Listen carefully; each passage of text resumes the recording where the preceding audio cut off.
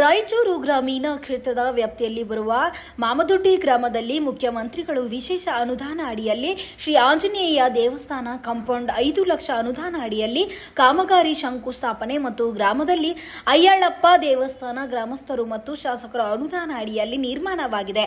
ದೇವಸ್ಥಾನಕ್ಕೆ ಗೋಪುರ ಮಾತ್ರ ಬಾಕಿ ಇದೆ. ಅದು ಕೂಡ ಗ್ರಾಮಸ್ಥರು ಶಾಸಕರು ಅನುದಾನ ಅಡಿಯಲ್ಲಿ ಮುಂಬರುವ ದಿನಗಳಲ್ಲಿ ಗ್ರಾಮಸ್ಥರು ನಾವು ಸೇರಿಕೊಂಡು ಗೋಪುರ ಕೂಡ ಸಂಪೂರ್ಣ ಮುಗಿಸುತ್ತೇವೆ.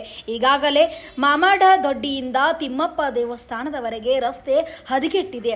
ಅದನ್ನು ಕೂಡ ಈಗಾಗಲೇ ಕಾಮಗಾರಿಕೆಗೆ 1 ಕೋಟಿ ಅನುದಾನ ಇಟ್ಟಿದ್ದೇವೆ. ಕಾಮಗಾರಿಕೆ ಪ್ರಾರಂಭವಾಗುತ್ತಿದೆ ಮತ್ತು ಶಾಲೆ, ಸಿಸಿ ರಸ್ತೆ, ಗ್ರಾಮದಲ್ಲಿ ಏನೋ ಕೆಲಸ ಇದ್ದರೂ ನಾನು ಮಾಡಿಸಿ ಗ್ರಾಮಸ್ಥರಿಗೆ ಅನುಕೂಲ ಮಾಡಿ ಕೊಡುತ್ತೇನೆಂದು ಗ್ರಾಮಸ್ಥರಿಗೆ ತಿಳಿಸಿದರು. ಮಾನ್ಯ ಜನಪ್ರಿಯ ಶಾಸಕ ವಿವಿಧ ಅಭಿವೃದ್ಧಿ ಕಾಮಗಾರಿಕೆಗಳಿಗೆ ಶಂಕುಸ್ಥಾಪನೆ ನೆರವೇರಿಸಿದ್ರು. ಮಾಮಡದೊಡ್ಡಿ ಗ್ರಾಮದ ಶ್ರೀ ಆಂಜನೇಯ ಸ್ವಾಮಿ ದೇವಸ್ಥಾನದ ಕಾಂಪೌಂಡ್ ಅನ್ನು ನಿರ್ಮಾಣ ಮಾಡುವಂತ ಕೆಲಸಕ್ಕೆ ಇವತ್ತು ಶಂಕುಸ್ಥಾಪನೆಯನ್ನು ಮಾಡಿದ್ವಿ.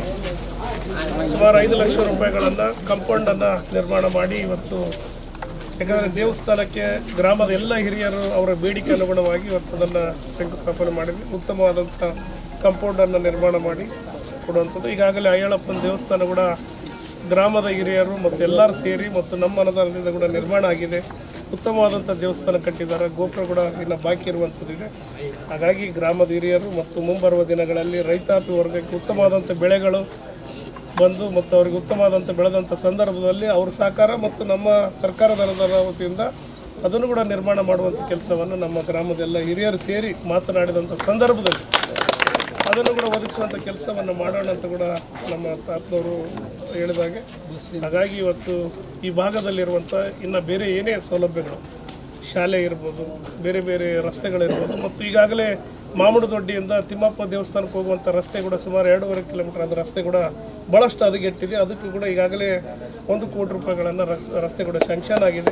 ಅದನ್ನು ಕೂಡ ಬರುವಂಥ ದಿನಗಳಲ್ಲಿ ರಸ್ತೆಯನ್ನು ನಿರ್ಮಾಣ.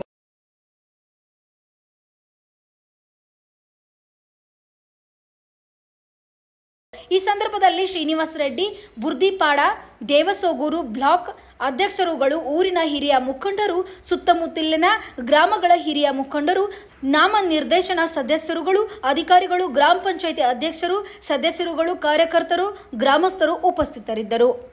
Thanks for watching Read, Discuss and Debate with editor Dr. Yan Prashant Rao. Wanted reporters in print, digital and visual media for Bharat Vaibhav Daily Newspaper, BV News 5 Channel and BV Fast Web News from all the talukas of Karnataka, Goa and Maharashtra.